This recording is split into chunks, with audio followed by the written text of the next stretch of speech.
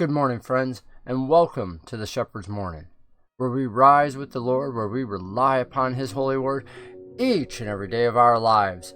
It's November 28th, and we're starting our day with Charles Spurgeon's Morning by Morning. We're reading from the 3rd John, the 3rd chapter, and it says, "For I rejoiced greatly when the brothers came and testified to your truth, as indeed you are walking in the truth."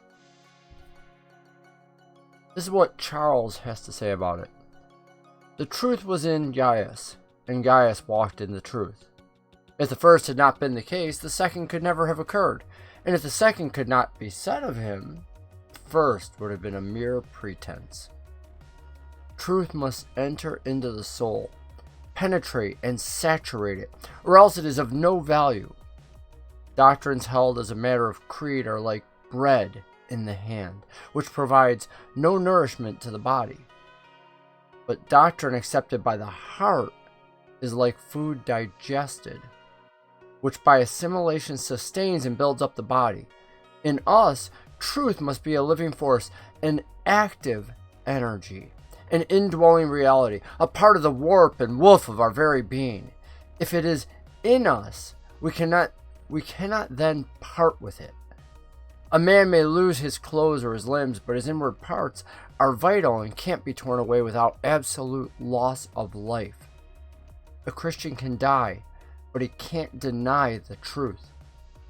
Now, it's a rule of nature that the inward affects the outward. As light shines from the center of the lantern through the glass, when therefore the truth is kindled within, its brightness soon shines in the outward life and conversations. It's said that the food of certain worms colors the cocoons of silk that they spin. And in the same way, the nutriment upon which a man's inward nature lives gives a tinge to every word and deed proceeding from him. To walk in the truth conveys a life of integrity, holiness, faithfulness, simplicity, the natural product of those principles of truth that the gospel teaches and that the Spirit of God enables us to receive. We may judge the secrets of the soul by their appearance in the man's behavior. Today, O gracious Spirit, let it be ours to be ruled and governed by your divine authority, so that nothing false or sinful may reign in our hearts, in case it should extend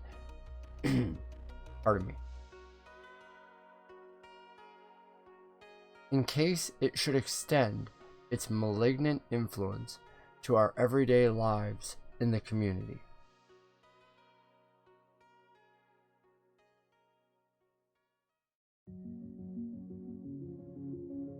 What's inward reveals itself on the outward.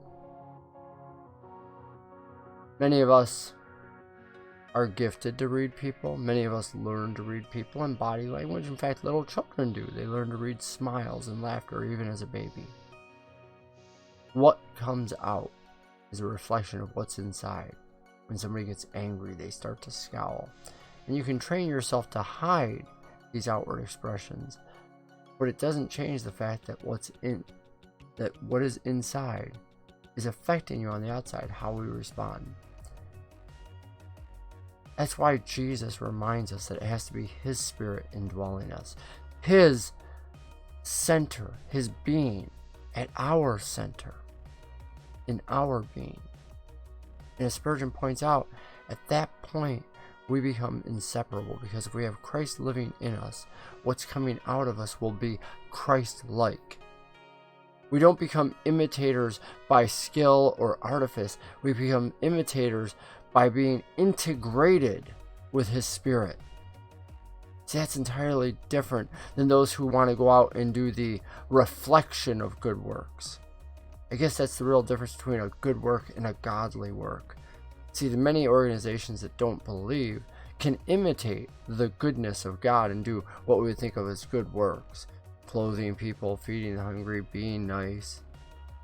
But at the core, it's not God. And that's the difference. When we as Christians do these things, it's because of a life transformed. It's because God indwells us. It's because we've had a true encounter with God, and thus our life on the outside becomes radically different, becomes radically loving. The very nature of the fruit of the Spirit is what shows that we are Christians with one another. Because God indwells us, His Spirit, and thus we produce fruit in the world for others. Not even for ourselves. And it's how we can recognize one another. So let me ask the question.